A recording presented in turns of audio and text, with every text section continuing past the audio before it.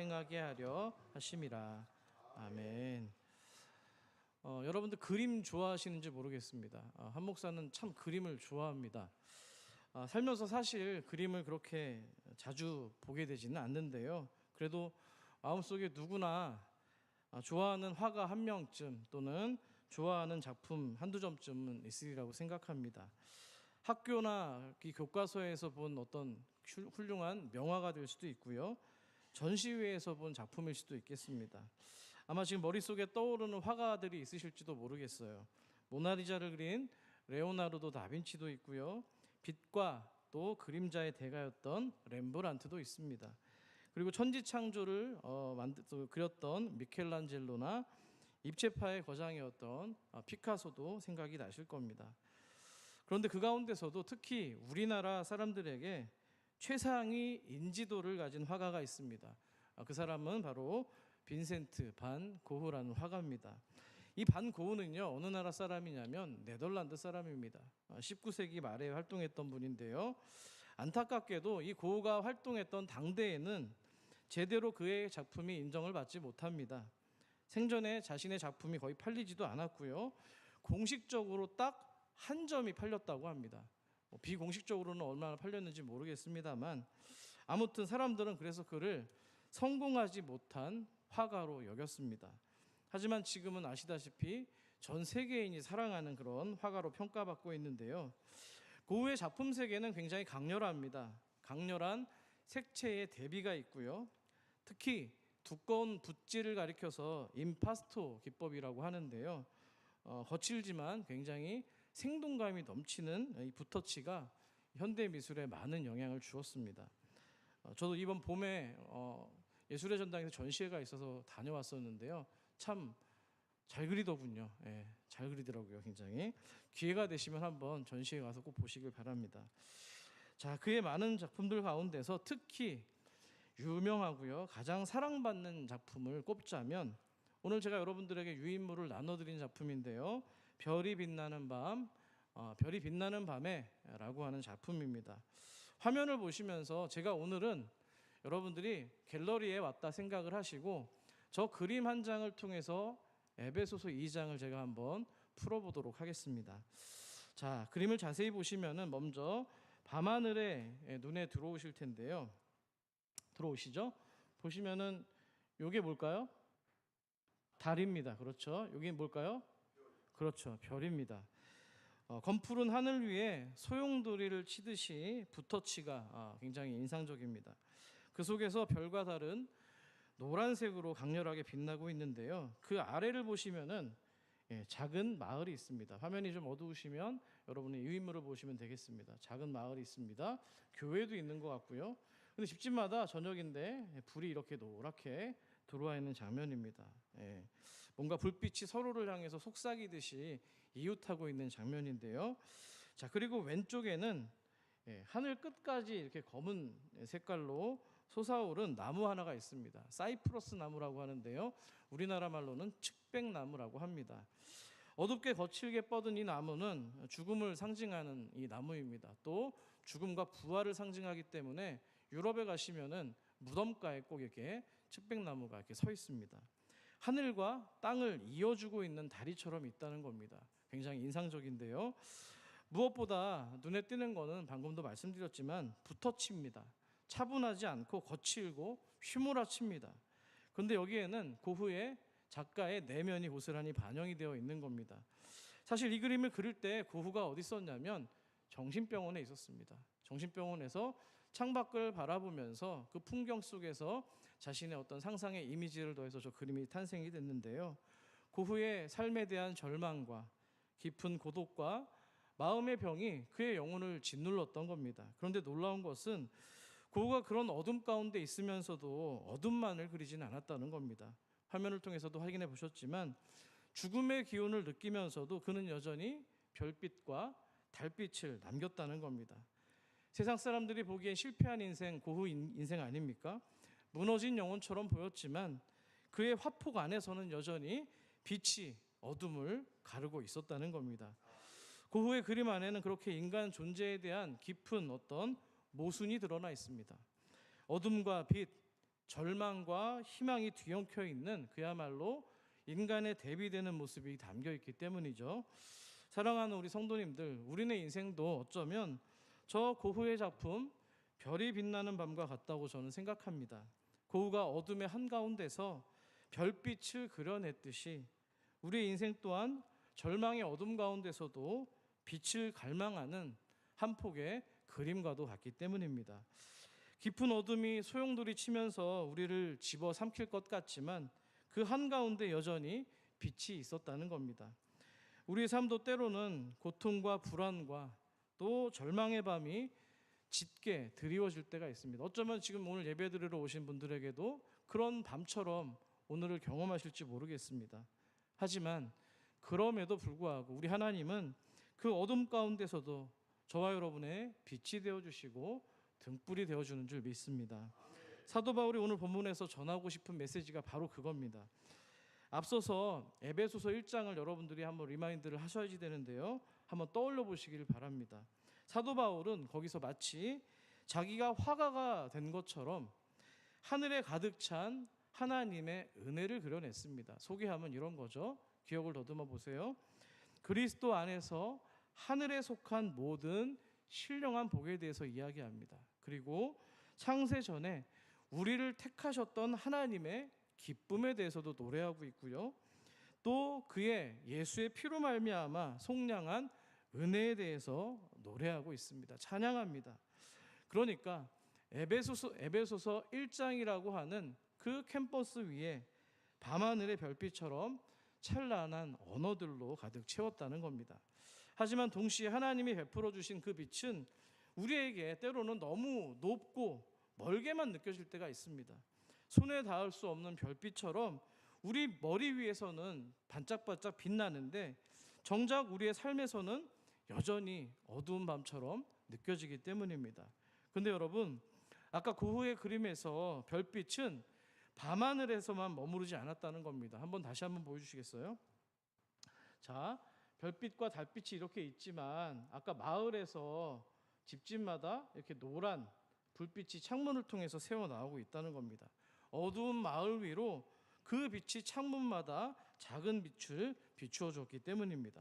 사도 바울도 마찬가지입니다. 오늘 1장을 넘어서 2장으로 들어오면서 그렇게 멀게만 느껴졌던 하나님의 은혜와 하늘의 신비를 오늘 일상의 자리까지 끌어옵니다. 그런데 그 찬란한 별빛이 어두운 마을 위를 이렇게 스며들었듯이 하나님의 은혜가 우리의 일상 가운데 내려앉는 겁니다. 자, 그런데 여러분, 그 빛이 우리의 삶 안으로 이렇게 내려왔을 때 아이러니하게도 가장 먼저 드러나는 것은 우리의 어둠이라는 사실입니다. 우리의 뭐라고요? 어둠입니다. 빛이 마을을 비추면은 그림자가 더욱 선명해지듯이 하나님의 은혜 앞에서 인간의 그림자 같은 실존이 적나라하게 드러났기 때문입니다. 자, 그래서 바울은 오늘 우리의 인간의 존재의 모습에 대해서 이렇게 진단합니다. 1절 중반을 보시면은 우리가 허물과 뭐로 죽었다고요? 죄로 죽었다고 선포합니다. 그런데 이 죽음은요, 두 가지의 얼굴을 갖고 있습니다. 하나는 허물로 죽은 우리고요, 다른 하나는 죄로 죽은 우리입니다. 한번 따라해 보겠습니다. 허물로 죽은 우리, 죄로 죽은 우리. 자, 첫 번째, 이 허물은요, 파라푸토마라고 하는 헬라어인데요, 비틀거린다는 뜻입니다. 어떻게 한다고요? 비틀거린다는 겁니다. 술 먹고 취한 사람이 이리저리 향방을 찾지 못한데 휘청이듯이 우리 영혼도 하나님이 정하신 길에서 벗어나면 비틀거린다는 겁니다. 우리의 작은 선택 하나가, 또 우리의 작은 타협 하나가 삶을 그렇게 비틀거리게 만들 수 있다는 겁니다. 길을 잃은 사람처럼 어둠 속을 헤매도록 만드는 것, 그것은 바로 성경이 말하는 오늘 허물입니다. 자, 그럼 두 번째, 죄는 뭡니까? 많이 들어보셨을 겁니다. 이 강단을 통해서 수많은 목사님들이 말씀하셨을 텐데요, 하마르티아라고 합니다. 한번 따라 볼게요. 하마르티아. 화살을 쐈는데 관역을 벗어난 겁니다. 원래 화살은 하나님과 하나님의 뜻이라는 최종 목표를 향해서 날아가야 되는데 이 화살이 어떻습니까? 누군가는 성공이라는 화살로, 누군가는 돈과 권력, 명예라는 표적을 향해서 달려갑니다. 이게 나쁘다는 게 아닙니다. 문제는 그것만이 인생의 최종 관역으로 삼는 순간에는 아무리 열심히 달려도 그것은 빗나간 인생이 된다는 겁니다. 왜 그렇습니까? 하나님이 아닌 다른 목표를 최종 관역으로 삼는 순간 아무리 노력을 해도 거기서는 생명을 얻을 수 없기 때문입니다. 이것을 믿으십니까? 그래서 성경은 우리가 살아있지만 죽어있다고 진단하고 있습니다. 왜요? 하나님과 단절된 상태가 생명에서 끊어진 상태이기 때문에 그것이 성경이 말하는 죽음이라는 겁니다. 그런데 사도 바울은 우리의 실존을 그렇게 진단하는 것에서 멈추지 않습니다.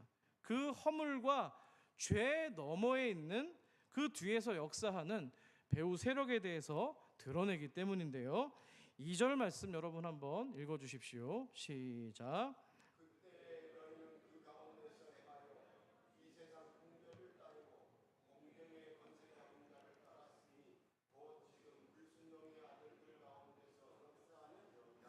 아멘. 오늘 본문 2절을 좀 길게 한번 좀 풀어보겠습니다. 바울은요, 죄를 단순히 우리가 잘못한 선택을 한 어떤 열매나 결과 정도로만 설명하지 않습니다. 그 뒤에 보이지 않는 악한 권세가 작동하고 있는 것을 강조하고 있는데요. 바울은 그것을 대상을 향해서 공중의 권세 잡은 자, 즉 사탄이라고 밝혀주고 있습니다. 자, 여기 말하는 공중이라는 말은요, 하늘과 땅 사이에, 다시 말하면 곧 인간의 삶과 공간 전체를 가리키는 말입니다. 우리가 눈으로는 볼 수 없지만 마치 공기처럼 모든 영역에 스며들어서 영향을 미친다는 의미입니다. 자, 바울은 이 세력을 향해서 또 불순종의 아들들 가운데 역사하는 영이라고 부르고 있는데요. 여기서 말하고 있는 이 불순종이라는 단어가 그냥 단순히 말을 지지리도 안 듣는 태도에 대한 얘기 정도가 아니고요. 하나님을 거역하는 삶 전체를 가리키는 말입니다. 뭐라고요? 하나님을 거역하는 삶 전체가 바로 불순종이라는 겁니다. 그래서 나중에 살펴보겠지만 에베소서 뒤에 나오는 5장 6절에 가보시면은 하나님의 진노가 누구에게 임하냐면 불순종의 아들들에게 임한다고 선포합니다. 불순종은 한두 번의 실수나 인간적인 어떤 나약한 습관 정도가 아니고요. 하나님을 하나님으로, 또 주님을 주님으로 인정하지 않고 자기 멋대로 주님 뜻이 아니라 지 뜻대로 사는 삶의 태도를 말합니다. 자, 이어지는 이 아들이라는 표현도요, 성경에서 말하는 단순히 어떤 혈통적인 어떤 자녀를 의미하는 것이 아닙니다. 뭐냐면 우리가 누구를 닮아 있는가, 또 어떤 대상의 본성을 따르고 있는가에 대한 것, 그게 바로 아들에 담겨 있는 의미입니다. 예수님께서 예를 들면 요한복음 8장에서 맨날 독사의 자식들아 욕하는 대상이 있었습니다. 누굽니까? 바리새인입니다. 그들을 향해서 너희는 너희 아비 마귀에게서 났으니 너희 아비의 욕심을 너희도 행하고자 하느니라, 이렇게 꾸짖었습니다. 자, 그 말이 뭐예요? 바리새인들이 마귀의 욕망과 본성을 그대로 닮아있기 때문에 그들을 향해 독사의 자식, 마귀의 자녀라고 부르셨다는 사실입니다. 그러니까 정리하면 불순종의 아들들이란 말은 불순종을 자신의 정체성으로 삼아서 그 길을 따라가는 사람을 가리킬 때 불순종의 아들들이라는 사실입니다. 자, 그런데 사도 바울은 여기에서 덧붙여서 또 역사하는 영이라고 말합니다. 이 역사한다라는 말은 한 번으로 끝나는 게 아니라 끊임없이 영향력을 미치고 사람들의 마음을 좌지우지하면서 붙잡아 이끌어서 하나님 편으로 이끄는 것이 아니라 사망과 음침한 골짜기로 이끌어간다는 사실입니다. 보이지 않는 그런 영적 세력이 우리 안에서 살아 움직이면서 지배하려고 든다는 겁니다. 여러분, 사람이 왜 자꾸 똑같은 죄를 반복할까요? 알면서도 멈추지 못하고 틀렸다는 걸 아는데도 계속 빠져드는 이유가 무엇입니까? 바로 그 배후에 이 역사하는 영, 사단의 세력이 있기 때문입니다. 그 세력은 인간의 마음을 흔들고요, 세상의 질서와 또 문화라는 것을 이용해서 교묘하게 사람들로 하여금 하나님과 거리를 두도록 만든다는 겁니다. 대표적으로 창세기 3장 얘기를 한번 더 하겠습니다. 에덴 동산 가운데 아담과 하와가 서 있습니다. 그때 뱀이 다가와서 속삭이죠.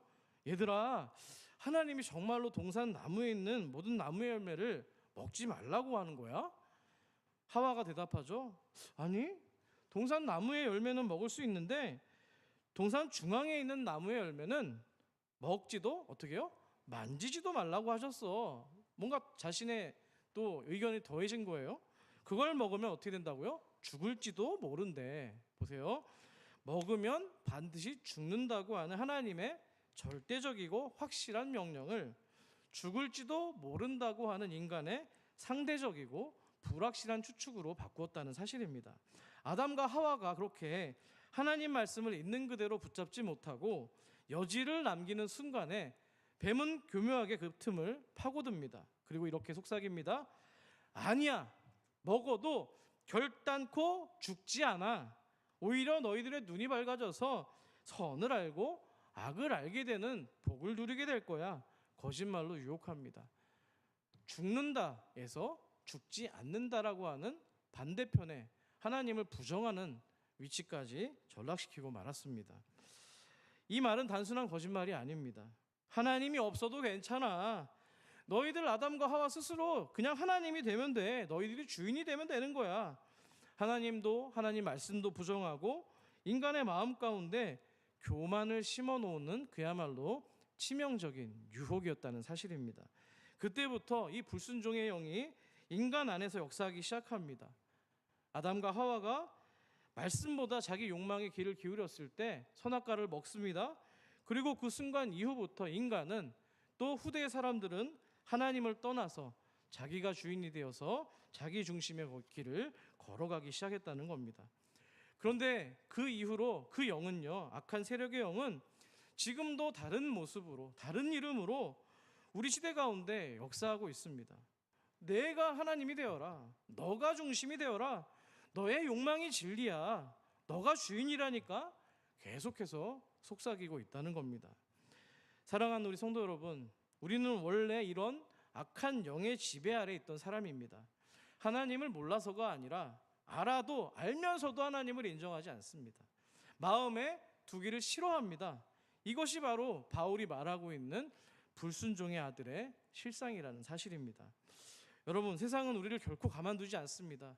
믿는 사람들 결코 가만 냅두지 않습니다. 끊임없이 어떻게 하면 하나님으로부터 좀 멀어지게 만들까 사단은 궁리한다는 거예요. TV 속에 광고에 쓰여 있는 가치관을 생각해 보시길 바랍니다.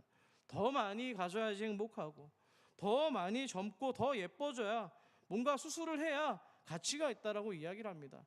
여성분들 화장품 쓰시잖아요. 그거 광고는 이따만하게 하는데 막상 뚜껑 열어보면 몇 그램 되지도 않잖아요. 왜 이렇게 비싼지 모르겠어요. 그걸 바르면 예뻐진다는 거예요. 그래야지 가치가 있다고 강조합니다. 인터넷 속 문화는 어떻습니까? 기다림을 거부하게 만듭니다. 지금 당장 클릭을 하라고, 지금 당장 원하는 걸 손에 넣어야지. 영상은 점점 더 짧아지고요, 자극은 더 빨라지고 있습니다. 깊이 생각할 틈조차 주지 않아요. 즉각적인 쾌락에 길들여진다는 겁니다. 또 세상은 속삭입니다. 너의 감정이 기준이야. 너가 느끼는 대로 살아라. 불편하면 끊어내버려. 싫으면 거절해버리고, 좋으면 그게 옳다라고 진리라고 말합니다. 하지만 여러분, 우리 인간의 감정이 어디 그렇습니까? 변덕스럽습니다. 어제 똑같은 상황에 대해서 옳다라고 얘기했는데 수가 틀리면 오늘 어제 옳다고 한 것이 또 반대편에서 틀리다라고 이야기를 합니다. 세상은 돈이 마치 신처럼 군림하고 권력이 마치 진리인 양 전파되고 있습니다. 미디어가 옳고 그름을 규정하는 기준이 되었다는 겁니다. 자, 이처럼 우리의 삶을 둘러싼 일상처럼 보이는 중립적이던 보이던 그런 문화와 가치관 뒤에는 분명히 이렇게 보이지 않는 사단의 권세가 작동하고 있다는 사실입니다. 요한 1서 2장에서 16절 이렇게 그 현상을 기록하고 있는데요. 여러분 한번 읽어주시기 바랍니다. 시작.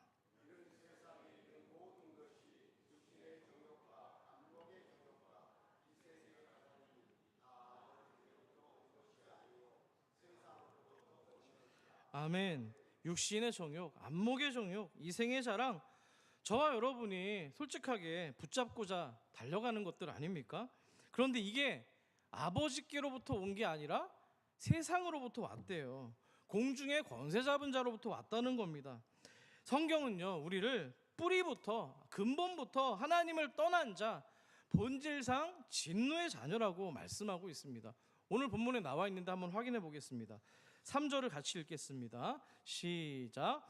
전에는 우리도 다 그 가운데서 우리 육체의 욕심을 따라 지내며 육체와 마음에 원하는 것을 하여 다른 이들과 같이 본질상 진노의 자녀이었더니. 아멘. 아멘. 우리가 어떤 존재라고요? 본질상. 본질상이 뭐예요? 가장 근본적인 상태인데요, 존재의 뿌리를 얘기하는 거예요. 태생적으로 죄 아래, 진노 아래, 심판 아래 있는 존재였다는 겁니다. 근데 여러분, 안타까운 건 우리 인간들은요, 자기 자신에 대해서 되게 관대합니다. 뭔가 자기 자신을 낭만적인 이해로 포장할 때가 많다는 거예요. 나 굉장히 괜찮은 사람이야. 나는 그런 죄를 저지르지 않아. 얼마나 선한 존재인데. 다만 아주 가끔 저 사람들과는 다르게 가끔 잘못을 저지를 뿐이라고 스스로를 위로할 때가 많다는 겁니다. 찔리지 않습니까? 하지만 성경은 그런 우리들의 인식에 단호하게 칼을 내려 꽂습니다.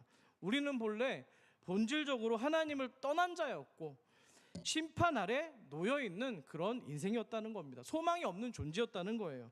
자, 여기서 다시 앞서서 우리 고흐의 작품을 떠올려 보시길 바랍니다. 화면을 다시 주시면 좋겠는데요, 이 별이 빛나는 밤에서 별빛과 달빛이 더욱 선명하게 빛날 수 있는 이유가 있는 겁니다. 왜 그렇습니까? 아까 대비, 색채의 대비라고 말씀을 드렸는데요, 그 별과 달을 품고 있는 밤이라는 배경이 검푸른 어둠으로 칠해져 있기 때문입니다. 사도 바울도 마찬가지입니다. 에베소서 2장으로 넘어오면서 우리의 인생, 저와 여러분의 인생을 그려낼 때 가장 먼저 어두운 배경을 칠해내고 있다는 겁니다. 기억나시죠? 아까 2장을 우리 살펴봤잖아요. 그 어둠 가운데는 죽음에 대한 이야기, 허물과 죄에 대한 이야기, 공중의 권세 잡은 자에 대한 이야기, 불순종과 진노가 자리 잡고 있다고 그 어두운 색채를 우리에게 보여주었다는 거죠. 하지만 그 어두운 화가의 캔버스 위에 비로소 하나님의 은혜가 선명하게 빛이 나기 시작합니다. 그래서 오늘 사도 바울은 이어지는 4절 말씀에서 아까 그림에도 나와 있지만 어두운 밤을 찢고 터져나오는 그 밝은 별빛처럼 인류 역사의 가장 위대한 반전을 노래하기 시작합니다. 그 반전을 생각하시면서 세 번역으로 한번 4절 말씀을 같이 한번 읽겠습니다. 시작.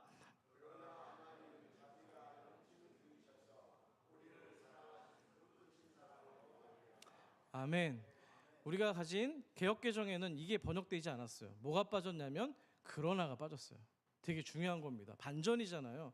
어둠이었다는 거예요. 검은색으로 칠해진 도화지에 검은색으로 칠해진 인생이었는데, 그러나 하나님이라는 빛이 이제 그 어둠 가운데 조명하기 시작했다는 겁니다.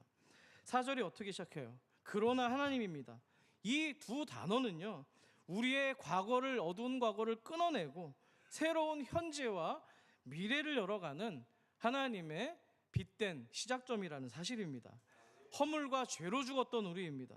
공중 권세 잡은 자에게 휘둘렸던 저와 여러분입니다. 본질상 뿌리부터 진노의 자녀였던 우리의 과거와 소망 없는 그 절망 위에 바울은 이제 단호하게 선언합니다. 아무리 칠흑 같은 어둠이 저 그림 위에 캔버스 위를 가죽 덮어도 화가의 마지막 붓질은 밝은 빛을 남겨놓았듯이 하나님께서는 인류의 어둠 가운데에 자신의 생명의 빛을 남겨두셨다는 사실입니다. 이것을 믿으십니까? 그런 마음을 담아 4절을 한번 다시 하반절을 중심으로 읽어보겠습니다. 시작. 그러나 하나님은 자비가 넘치는 분이셔서 우리를 사랑하신 그 크신 사랑으로 말미암아.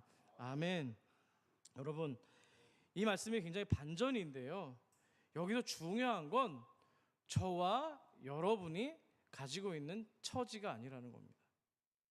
이 자리에 어떤 마음으로 나오셨습니까? 한 주 힘드셨죠? 힘드셨을 거예요. 날씨도 힘들고 사는 것도 힘듭니다. 어둠 같은 현실이 계속해서 우리를 찾아옵니다. 그럼에도 불구하고 중요한 건 우리가 지금 낭망한 거, 아픈 거, 고통당하고 있는 거, 일이 잘 풀리지 않는 거, 그 어둠이 중요한 게 아니라 하나님이 누구신가가 더 중요하다는 거예요. 이게 복음입니다. 아멘이십니까? 우리 어둡습니다. 죄입니다. 안 풀려요. 그런데 뭐래요? 그러나 하나님은 자비가 넘치시고 우리를 사랑하시는데 작은 사랑이래요. 어떤 사랑이래요? 그 크신 사랑으로 말미암아라고 이야기합니다. 우리는 불순종했지만 하나님은 긍휼이 풍성하시다는 거고요. 우리는 진노의 대상이었지만 하나님은 그 큰 사랑으로 우리를 사랑하셨다는 사랑입니다. 아멘이십니까? 우리 인간의 사랑은 어떻습니까? 조건적인 사랑입니다. 당신이 나를 실망시키지 않으면 내가 그만큼 당신을 사랑하겠습니다. 당신이 나의 기대에 부응하면 내가 너를 지켜주겠습니다. 이야기합니다. 제가 엊그제 금요기도회 가운데 이 로마에 가지고 있는 가치관, 로마의 신관에 대해서 제가 설교를 했었는데요. 그 라틴어 속담이 있습니다. do, ut, des라는 거예요. 뭐냐면 give and take예요. 내가 신에게 물질을 바치면 신은 당연히 나에게 복을 주셔야 됩니다. 내가 신에게 이렇게 헌신하면 우리 가정과 나라가 어떤 재앙을 겪지 않고 복을 받아야 됩니다. 당연하게 여기는 거래였다는 거예요. 이건 신앙이 아닙니다. 신앙이 아니라는 거예요. 로마 사람들은 신앙이 없었어요. 그들이 신을 믿는다고 하죠. 그 믿는다는 거는요, 우리가 하나님을 믿는다는 믿음과는 다른 거예요. 거래라는 얘기예요. 철저하게 거래였다는 거예요. 우리의 사랑이 그렇다는 거예요. 하지만 하나님은 조건부가 아닌 거예요. 언제 사랑하셨어요? 여러분들이 가장 추할 때, 여러분이 가장 실패했을 때, 여러분이 가장 소망이 없을 때, 가장 어두울 때, 흑색의 캠퍼스 위에 있을 때 사랑하셨다는 겁니다. 로마서 5장 8절은 그걸 이렇게 선포하고 있습니다. 같이 한번 읽을까요? 시작.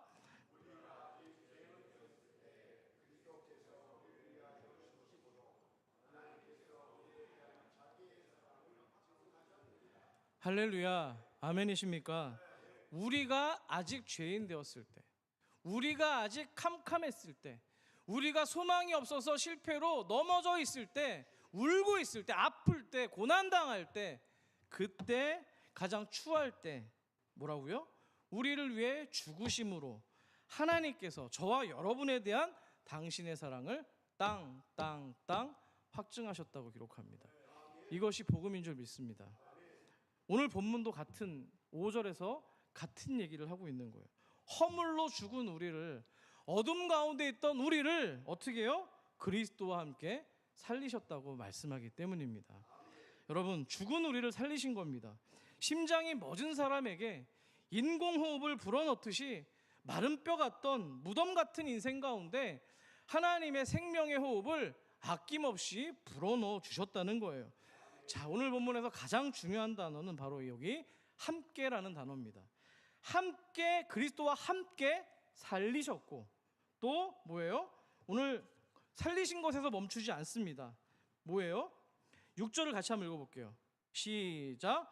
또 함께 일으키사 그리스도 예수 안에서 함께 하늘에 앉히시니, 우리 혼자 홀로 살아난 게 아니고요, 그리스도와 함께 살아났습니다.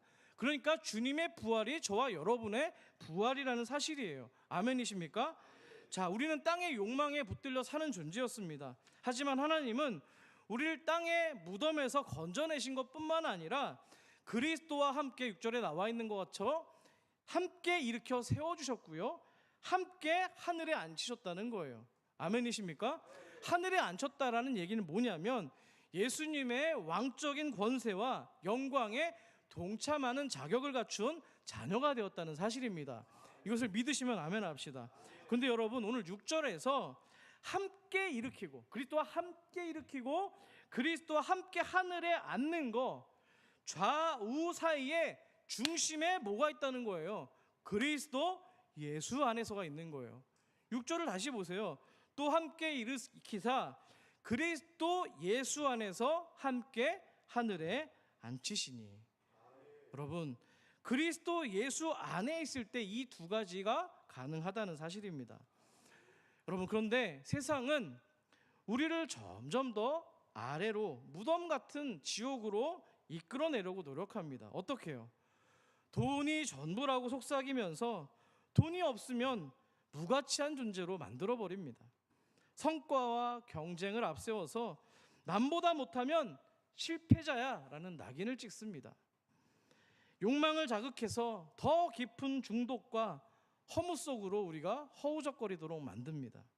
죄의 습관을 정당화시켜서 결국에는 하나님이 없는 자리, 죽음의 자리, 심판의 자리에 우리가 빠지도록 이끌어간다는 사실입니다.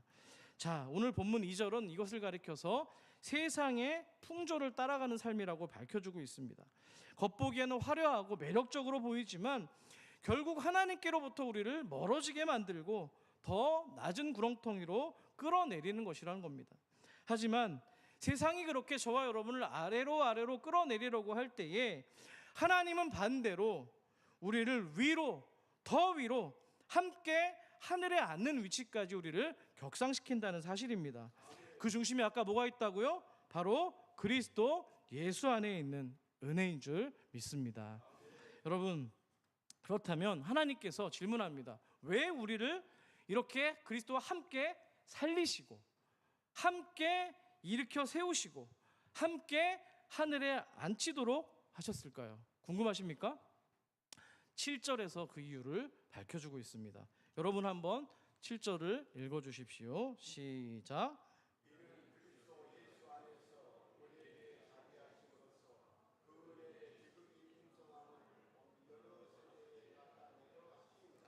아멘. 하나님께서는요, 우리를 살려내는 거 정도로 끝난 게 아니고요, 다가올 세대, 다음 세대, 영원에 이르기까지 하나님의 은혜가 얼마나 풍성하고 풍족하고 아름다운 것인지에 대해서 세상에 드러내기 위해서 우리를 살려주셨다는 겁니다. 다시 말하면 여러분과 제가 구원받은 이유가 우리 인생, 가깝게는 가족에게서 끝나는 게 아니고요, 저와 여러분의 구원을 통해서 하나님의 은혜가 드러나는 무대로 삼아주셨다는 거예요. 그 무대 위에 저와 여러분을 세워주셔서 내 은혜가 이만큼 크다, 내가 너희들 이렇게 사랑한다라는 것을 세계 열방 가운데 드러내고 싶으셨다는 사실입니다. 여러분, 우리는 성경이 말하는 바와 같이 더 이상 죽은 자가 아닙니다. 더 이상 진노 아래 있는 자가 아닙니다. 그리스도와 함께 살아난 자요, 일으켜 세워진 자요, 또 그리스도와 함께 하늘 보좌 위에 앉은 존재가 되었다는 겁니다. 이 모든 변화의 시작은 아까 5절에 나왔던 그러나 하나님, 이 두 글자에서 비롯된 줄 믿습니다. 자, 오늘 사도 바울은요, 제가 오늘 그림 언어로 계속 복음을 전하고 있는데요, 마치 화가가 마지막 붓질로 이 그림을 다 그린 다음에 화가가 보통 뭘 하시는지 아세요? 우리 그림 잘 그리시는 우리 또 최희선 집사님도 와 계신데, 그림을 다 그린 다음에 뭘 하냐면은 사인을 남깁니다. 아시죠? 그림의 오른쪽 구성이나 뭐 작가가 원하는 데다가 이렇게 이게 이름을 남깁니다. 자, 화가가 마지막 붓질로 작품에 이름을 새기듯이 이 모든 은혜의 장면 위에 사도 바울은 다음과 같이 결론을 써내려가기 시작합니다. 8절을 제가 읽고요, 9절을 여러분 읽어주십시오. 8절입니다. 너희는 그 은혜에 의하여 믿음으로 말미암아 구원을 받았으니 이것은 너희에게서 난 것이 아니요 하나님의 선물이라.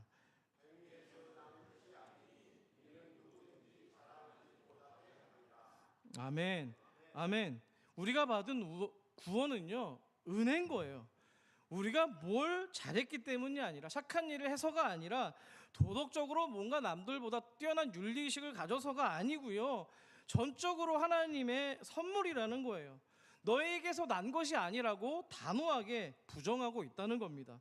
내 노력과 의지와 경건과 열심이 구원의 근거가 될 수 없다는 겁니다. 단지 은혜를 붙드는 믿음으로 우리가 응답했을 뿐이라는 거예요. 근데 사실 그 응답조차도 하나님이 주신 선물이라는 겁니다. 여러분, 은혜의 복음을 붙들면 내 의로움이 사라지고 하나님의 의로움만 남습니다. 내 중심이 아니라 하나님 중심이 된다는 겁니다. 그래서 바울은 오늘 마지막 10절에서 우리의 존재를 이렇게 장엄한 어조로 선포하고 있습니다. 마지막으로 우리 10절을 같이 읽습니다. 시작. 우리는 그가 만드신 바라 그리스도 예수 안에서 선한 일을 위하여 지으심을 받은 자니 이 일은 하나님이 전에 예비하사 우리로 그 가운데서 행하게 하려 하심이니라. 아멘. 자, 여기서 그가 만드신 바라는 말이 제가 헬라어 가운데 가장 좋아하는 포이에마라는 단어입니다. 한번 따라해 볼게요. 포이에마. 무슨 말이냐면 오늘 그림에서도 나와 있죠. 작품이라는 뜻이에요. 한번 따라해 볼게요. 포이에마는 작품입니다. 다시 한번 따라해 보겠습니다. 나는 하나님의 포이에마입니다. 예, 작품 정도가 아니라 걸작이라는 의미를 가지고 있는 게 포이에마입니다. 오늘 제목이 드러났죠. 자, 그림으로 다시 와서 앞서 봤던 이 빈센트 반 고흐의 그림 별이 빛나는 밤은요, 사람들의 눈에 당대에는 전혀 이해가 되지 않았습니다. 어두운 붓질과 당시 화풍이 아니었어요. 거칠게 휘몰아치는 선들, 그 속에서 사람들은 그 그림을 보면서 실패한 화가의 흔적만 바라보았습니다. 하지만 지금 우리는 압니다. 이것이 얼마나 세계가 사랑하는 걸작이었다는 것을 우리는 지금 알고 있다는 거예요. 마찬가지입니다. 사람들이 볼 때 우리들의 인생이 실패 같고 상처투성이 같고 이해할 수 없는 어둠의 흔적처럼 보일지도 모르겠습니다. 하지만 하나님은 우리를 포기하지 않으십니다. 그리스도 안에서 우리를 새롭게 지으시고 포이에마로 만드시고 은혜로 색칠을 하시고 사랑으로 그 빛을 남겨주셨기 때문입니다. 하나님께서 우리를 당신의 포이에마 곧 걸작품으로 만들어 주셨다는 겁니다. 여러분, 혹시 여러분들의 인생을 내 인생은 그냥 마구 휘갈겨 쓴 낙서 같아, 의미 없이 그어진 여러분의 인생이 그런 낙서가 아니라는 겁니다. 부서진 파편도 아닙니다.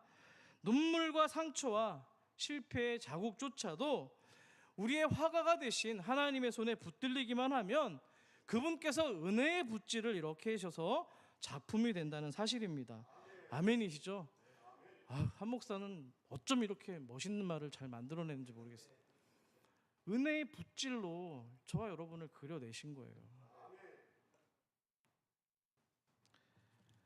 말씀을 정리합니다. 여러분, 우리 인생의 배경이 때로는 어둠일 수 있습니다. 허물과 죄와 실패와 눈물이 지금 예배를 드리는 이 공간에도 있을 수 있습니다. 고통이 있을 수 있어요. 하지만 그럼에도 기억해 주시길 바랍니다. 오늘 5절에서 그러나 하나님, 이 한 문장이 저와 여러분의 과거를 바꾸고 현재를 새롭게 만들고 미래를 여는 시작이 되었다는 겁니다. 우리는 어둠 속에 더 이상 버려진 존재가 아닙니다. 그리스도와 함께 살아났고요, 일으켜 세워졌고요, 함께 하늘에 앉아진 존재가 되었다는 겁니다. 오늘 성경은 우리를 하나님의 포이에마, 걸작품이라고 선언합니다. 그리스도 안에서 다시 빚어지고 그래서 만들어진 은혜의 시 같은 존재예요. 은혜의 그림 같은 존재예요. 은혜의 노래 같은 작품이라는 사실입니다. 여러분의 인생은 결코 우연히 막 이렇게 그어진 낙서 같은 조합이 아닙니다. 그림자처럼 남은 여러분의 상처조차도 하나님의 손에 붙들리면 은혜의 붓질이 된다는 겁니다. 오늘 여러분들께서 예배를 마치고 다시 일상의 삶의 자리로 돌아가실 때 여러분의 가정에서, 직장에서, 또 세상 한복판에서 살아가는 그 모든 현장마다 정말 여러분들을 무대 위에 세우셔서 작품, 하나님의 포이에마로 드러내시는 그 영광을 놀랍게 전하는 은혜가 있기를 간절히 축복합니다. 오늘 말씀 생각하시면서 함께 찬양했으면 좋겠습니다. 하나님의 은혜라는 찬양입니다. 우리가 구원을 얻은 거 하나님의 은혜입니다. 전적인 은혜인데요, 오늘 노래는 이렇게 시작합니다. 나를 지으신 이가 하나님, 나를 포이에마로 만드신 분이 하나님이라고 이야기를 합니다. 오늘 여러분께서 오늘 그 작품을 좀 보시면서 한 주간 동안 이 은혜를 묵상하는 한 주가 되기를 소망합니다.